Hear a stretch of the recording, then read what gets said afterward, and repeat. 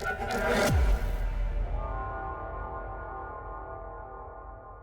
बच्चों ये आपका अगला क्वेश्चन है। एक बार इस क्वेश्चन को भी देखिए क्या कह रहा है क्वेश्चन।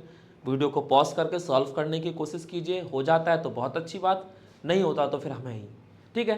तो एक बार क्वेश्चन को रीड करते हैं। क्वेश्चन क्या कह रहा है, a cube of each side, यहाँ पर बेसिकली साइड की लेंथ नहीं दी है, तो मान लेता हूँ प्रत्येक साइड की जो लेंथ है वो 2 मीटर है, ठीक है। A cube of each side 2 metre is kept in an electric field given by this. तो यहाँ पर हमारा जो फील्ड है वो दे रखा है E vector is equal to 3x i cap, और कह रहा है find the electric flux through the cube. तो ये जो हमारा क्यूबिकल बॉडी है इसके थ्रू इलेक्ट्रिक फ्लक्स कितना होगा वो बताना है, और इस क्यूबिकल बॉडी के अंदर जो नेट चार्ज एनक्लोज्ड है वो भी बताना है।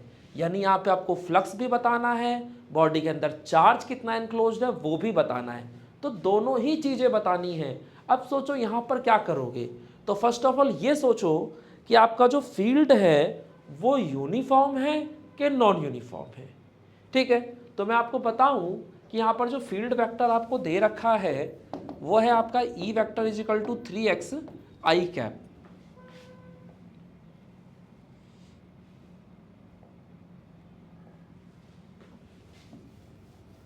तो यहाँ पे आपको जो फील्ड वेक्टर दे रखा है वो है 3x आई कैप। तो आपको पता है जैसे जैसे x का वैल्यू चेंज होगा वैसे वैसे फील्ड चेंज होगा। यानी यहाँ पर जो फील्ड है आपका वो नॉन यूनिफॉर्म इलेक्ट्रिक फील्ड है। भाई सीधी सी बात है, अगर आप x एक्सिस के लॉन्ग आगे की तरफ बढ़ेंगे तो x का वैल्यू लगातार बदलेगा, और x बदलेगा तो फील्ड बदलेगा। यानी यहाँ पर जो फील्ड है आपका वो नॉन यूनिफॉर्म है, ठीक है। बाकी आप आई कैप अगर देख रहे हैं तो आई कैप को देखकर आपको समझ में आ गया हो कि आपका फील्ड जो है वो पॉजिटिव एक्स एक्सिस के लॉन्ग है, क्योंकि पॉजिटिव एक्स एक्सिस को रिप्रेजेंट करने के लिए हम लोग आई कैप यूज़ किया करते थे, ठीक है। तो पहले मैं फिगर बना देता हूँ। फिगर जो है आपका कुछ इस तरीके का है। यहाँ पर बेसिकली ये आपका कोऑर्डिनेट सिस्टम है, इसमें ये आपका एक्स एक्सिस हो गया, ये आपका वाई एक्सिस और ये जेड एक्सिस, और इसमें हमारा जो क्यूबिकल बॉडी रखा है वो मान लेते हैं कि यहाँ पे रखा हुआ है,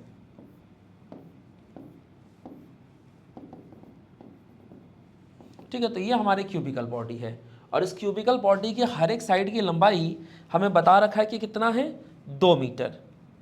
तो अगर मान लूँ कि ये जो मेरा लंबाई है ये 2 मीटर है, और ये क्यूबिकल बॉडी एक्स एक्सिस के अलॉन्ग रखा था, और यहाँ पर एक्स कोऑर्डिनेट की वैल्यू है मान ले 1 मीटर, और यहाँ पर जो आपका एक्स कोऑर्डिनेट है इसकी वैल्यू है 3 मीटर, ठीक है। और ये कोऑर्डिनेट सिस्टम का ओरिजिन हो गया 0,0,0। अब ये क्वेश्चन कंप्लीट हुआ है। अब इस क्वेश्चन को आप सॉल्व करने की कोशिश कीजिए, देखिए कैसे होगा, ठीक है।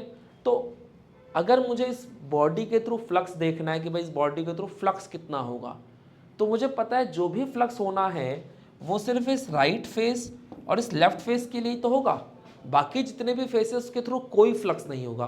क्योंकि अगर आप देखेंगे तो आपका यहाँ जो फील्ड है वो पॉजिटिव एक्स एक्सिस के अलॉन्ग है। यानी आपको फील्ड वेक्टर की डायरेक्शन पता है कि आपके इलेक्ट्रिक फील्ड की डायरेक्शन ये है।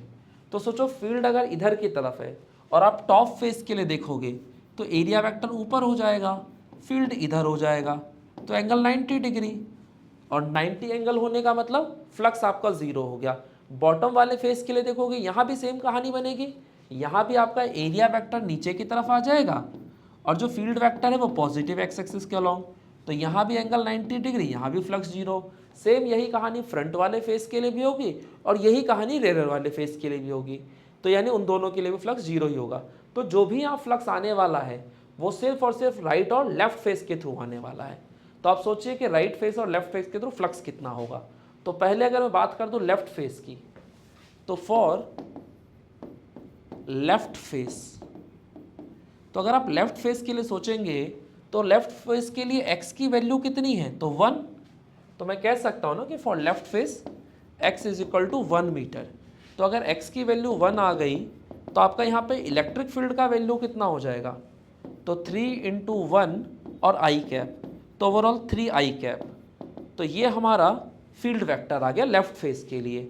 और अगर मैं एरिया की बात कर दूं तो यहाँ पे एरिया कितना होगा, तो आपको पता है कि अगर इस क्यूबिकल बॉडी की हर एक साइड की लंबाई 2 मीटर है तो इसके हर एक फेस का एरिया कितना होगा, तो 2 का स्क्वायर, ठीक है। तो 2 का स्क्वायर हो गया 4। अच्छा ये तो एरिया का मैग्नीट्यूड हुआ ना। अगर आप डायरेक्शन की बात करोगे तो देखो लेफ्ट फेस के लिए एरिया वेक्टर अगर आप ड्रॉ करोगे तो इधर की तरफ आएगा, क्योंकि मैंने बताया था कि एरिया वेक्टर हमेशा ही परपेंडिकुलर टू द सरफेस और बाहर की तरफ, तो यानी कि ये आ गया नेगेटिव एक्स एक्सिस के अलॉन्ग। तो सोचो अगर पॉजिटिव एक्स एक्सिस के अलॉन्ग आई कैप है तो नेगेटिव एक्स एक्सिस को रिप्रेजेंट करने के लिए माइनस का आई कैप, तो यहाँ पे माइनस का आई कैप आ जाएगा। तो ये आपका एरिया वेक्टर आ गया माइनस का 4 आई कैप। तो अभी आपके पास ई वेक्टर भी और ए वेक्टर भी है, तो आप चाहो तो फ्लक्स निकाल सकते हो ना इजीली। तो therefore flux through the left face कितना आ जाएगा, तो E vector dot A vector, और हमारा ई वेक्टर है 3 आई कैप और ए वेक्टर है माइनस का 4 आई कैप। तो आपको पता है 4 3 12, तो माइनस का 12, और आपको ये भी पता होगा कि आई डॉट आई करता हूँ तो 1 आता है। आपको ये चीज़ क्लास 11th में बताई गई होगी कि सिमिलर यूनिट वेक्टर्स का डॉट प्रोडक्ट हमेशा 1 होता है और डिफरेंट वालों का हमेशा 0 होता है, क्योंकि सिमिलर वालों के बीच एंगल हमेशा 0 होगा, डिफरेंट वालों का एंगल 90 होगा, इसलिए कहानी थी आपकी पता। ठीक है, तो अगर आई डॉट आई करोगे तो 1 आ जाएगा, और -4 को 3 से किया तो माइनस का 12, तो ओवरऑल आ गया माइनस का 12। और फ्लक्स की ऐसा यूनिट आपको याद होगी न्यूटन मीटर स्क्वायर पर कूलाम। तो ये हमारा लेफ्ट फेस की कहानी हो गई। अब अगर मैं राइट फेस की बात कर दूं तो फॉर राइट फेस, अब सोचो राइट फेस जहां पे है आपका वहां पे x का वैल्यू कितना है, तो 3। तो हम कह सकते हैं ना कि for right face x is equal to 3 metre. तो अगर x का वैल्यू 3 है तो आपका यहाँ फील्ड वेक्टर कितना आ जाएगा, तो ये आ जाएगा 3 इंटू में, सॉरी ये क्या लिख दिया, तो यहाँ पे फील्ड वेक्टर आ जाएगा 3 इंटू में x की जगह पे आपका क्या वैल्यू है 3, तो 3 इंटू 3 और आई कैप, तो ये आ जाएगा 9 आई कैप। तो आपको राइट फेस के लिए ई वेक्टर मिल गया। अब बस ए वेक्टर आपको देखना है। तो आपको पता है कि राइट फेस के लिए अगर आप एरिया वेक्टर देखोगे तो आपका इधर की तरफ आएगा ना भाई, एरिया वेक्टर हमेशा परपेंडिकुलर टू द सरफेस और बाहर की तरफ, तो एरिया वेक्टर ये आ गया, और फील्ड वेक्टर भी इधर ही की तरफ है। तो एरिया वेक्टर अगर इधर की तरफ आ रहा है इसका मतलब पॉजिटिव एक्स एक्सिस के अलॉन्ग, तो यहाँ पे आपका जो ए वेक्टर आएगा उसका मैग्नीट्यूड कितना है, तो इस क्यूबिकल बॉडी की अगर हर एक साइड की लंबाई 2 है तो फेस का एरिया आ जाएगा 2 का स्क्वायर यानी 4, और एरिया वेक्टर का डायरेक्शन पॉजिटिव एक्स एक्सिस के अलॉन्ग, तो पॉजिटिव एक्स एक्सिस को रिप्रेजेंट करने के लिए आई कैप। तो ये हमारा ई वेक्टर और ए वेक्टर आ गया। तो अगर मैं चाहूँ तो यहाँ से फ्लक्स निकाल सकता हूँ ना, तो phi is equal to E vector dot A vector. तो ई वेक्टर की वैल्यू हो गई 9 आई कैप और ए वेक्टर की हो गई 4 आई कैप। तो आपको पता है 9 4 जा 36, तो यहाँ पे सॉरी आपका जो फ्लक्स आ गया राइट फेस के लिए वो आ गया 9 4 जा 36, और आई डॉट आई करोगे तो 1 आ जाएगा, तो ओवरऑल आ गया 36 न्यूटन मीटर स्क्वायर पर कूलाम। ठीक है, तो ये हमने राइट फेस के लिए फ्लक्स निकाल दिया। अब सोचो अगर आपको लेफ्ट फेस वाला फ्लक्स पता है, अगर आपको लेफ्ट फेस वाला फ्लक्स पता है, राइट फेस वाला फ्लक्स पता है, तो दोनों को जोड़ दोगे तो टोटल फ्लक्स आ जाएगा, क्योंकि बाकी फेसेस का तो आपको पता है 0 ही होता है, तो लेफ्ट और राइट का ही देखना था।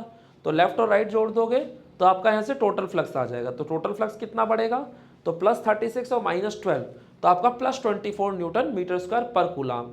तो अगर आपको टोटल फ्लक्स पता चल चुका है इस क्यूबिकल बॉडी के थ्रू, और आपको पूछे नेट चार्ज कितना होगा, तो आप गॉसेस थ्योरम अप्लाई कर सकते हो ना, और वहां से चाहो तो नेट चार्ज निकाल सकते हो। ठीक है, तो फर्स्ट ऑफ ऑल इसको नोट डाउन कर लीजिए, आपका हो जाएगा, देन हम आगे बढ़ेंगे वीडियो में। ठीक है, ओके।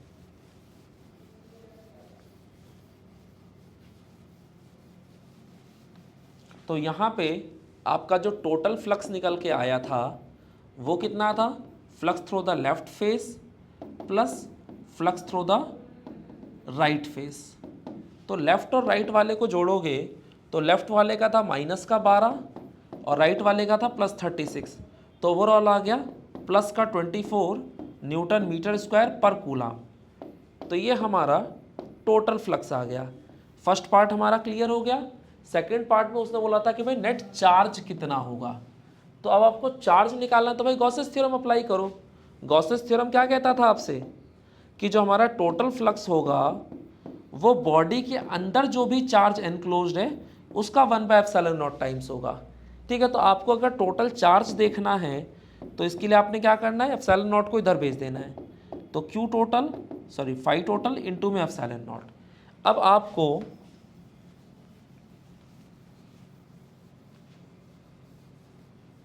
अगर हम चाहें तो यहाँ पे आपका टोटल फ्लक्स आपको पता है कितना है 24, और ε0 की वैल्यू आपको याद होगी 8.854 इंटू 10⁻12 कूलाम स्क्वायर पर न्यूटन पर मीटर स्क्वायर।